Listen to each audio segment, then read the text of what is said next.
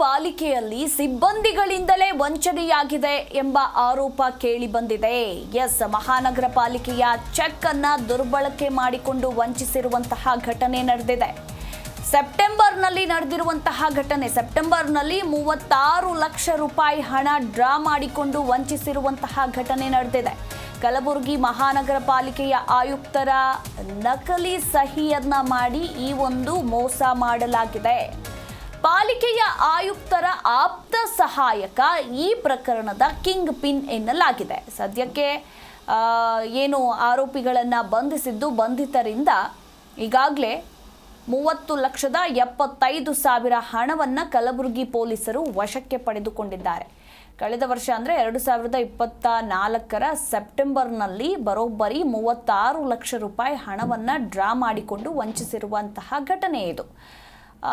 ಈಗ ಬೆಳಕಿಗೆ ಬಂತ ಏನಿದು ಪ್ರಕರಣ ಅನ್ನೋದ್ರ ಕುರಿತಾಗಿ ಇನ್ನಷ್ಟೇ ಮಾಹಿತಿ ಕೂಡ ಲಭ್ಯ ಆಗಬೇಕಾಗಿದೆ. ಸದ್ಯಕ್ಕೀಗ ಬಂಧಿತರಿಂದ 30 ಲಕ್ಷಕ್ಕೂ ಹೆಚ್ಚು ಹಣವನ್ನು ಕಲಬುರಗಿ ಪೊಲೀಸರು ವಶಪಡಿಸಿಕೊಂಡಿದ್ದಾರೆ ಅನ್ನೋದ್ರ ಕುರಿತು ಮಾಹಿತಿ ಇರುವಂಥದ್ದು. ಡಿಸೆಂಬರಿಗೆ ಒಂದು ಎಫ್ಐಆರ್ ಆಗುತ್ತೆ. ಎಫ್ಐಆರ್ ಮಾಡ್ತಾರೆ RP ಜಾಧವ್ ಅವರು. ಏನಂದರೆ ಮಹಾನಗರ ಪಾಲಿಕೆ ಆಯುಕ್ತರ ಸಹಿ ಚೆಕ್ಕಿಗೆ ನಕಲಿ ಸೈನ್ ಮಾಡಿ ಹಣ ಎತ್ತಿದ್ದಾರೆ ಅಂತ ಮಾಡ್ತಾರೆ. ಸುಮಾರು 1,36 ಲಕ್ಷ ರೂಪಾಯಿ ಹಣ ಆಗಿದೆ ಅಂತ ಹೇಳ್ತಾರೆ. ಅದರಲ್ಲಿ 36 ಲಕ್ಷ ರೂಪಾಯಿ ಡ್ರಾ ಮಾಡಿದ್ದಾರೆ. ಉಳುಕಿದ 2 ಚೆಕ್ಗಳು 49 ಲಕ್ಷ ಚೆಕ್ಕನ್ನು ಇನ್ನೂ ಮಾಡಿಲ್ಲ, ಹೋಲ್ಡ್ ಇಟ್ಟಿದ್ದು ಅಂತ ಹೇಳ್ತಾರೆ. ಆದರೆ ಇದರಲ್ಲಿ ನಯೀಮ್ ಅಂತ ಹೇಳಿ ಮಹಾನಗರ ಪಾಲಿಕೆ ಆಯುಕ್ತ ಭುವನೇಶ್ ಪಾಟೀಲ್ ಆಪ್ತ ಸಹಾಯಕ, ಅವನೇ ಮೇನ್ ಅಕ್ಯೂಸ್ ಇಲ್ಲಿದ್ದಾನೆ. ಅವನು 7 ತಿಂಗಳಿಂದ ಟ್ರಾನ್ಸ್ಫರ್ ಆದರೂ ಕೂಡ ಮಹಾನಗರ ಪಾಲಿಕೆ ಆಯುಕ್ತರು ಅವನ್ನ ಯಾಕೆ ಇಟ್ಕೊಂಡಿದ್ದಾರೆ?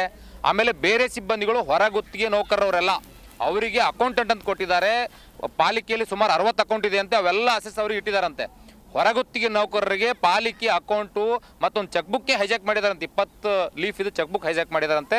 ಸೆಪ್ಟೆಂಬರಲ್ಲಿ 36 ಲಕ್ಷ ಡ್ರಾ ಆಗಿದೆ.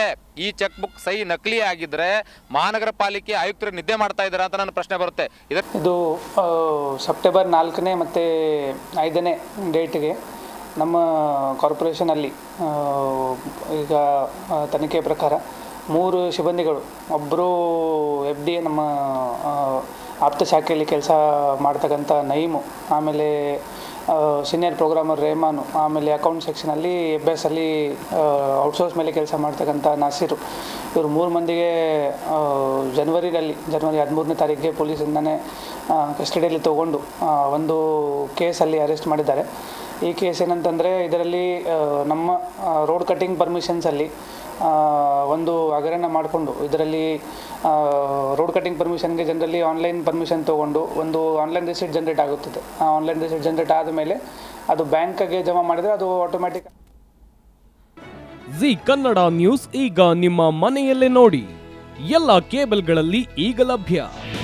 ನಿಮ್ಮ ನೆಚ್ಚಿನ ಜಿ ಕನ್ನಡ ನ್ಯೂಸ್ ಈಗ ಸನ್ ಡೈರೆಕ್ಟ್ ನಲ್ಲಿ number 292, Tata play number 1664, Jio TV number 1334, NXT digital number 30, in cable number 30, city networks 51, U digital number 162, GTPL number 17, Rockline telecommunications number 42, Shri Basaveshwara cable number 168, rural cable network 60, Vinayaka digital 57, Abhishek cable 821, city channel 53, Siddeshwara cable network 57, V4 digital Infotech 628, Surya digital networks 53, Gajanan digital number 836, Malnad infotech private limited number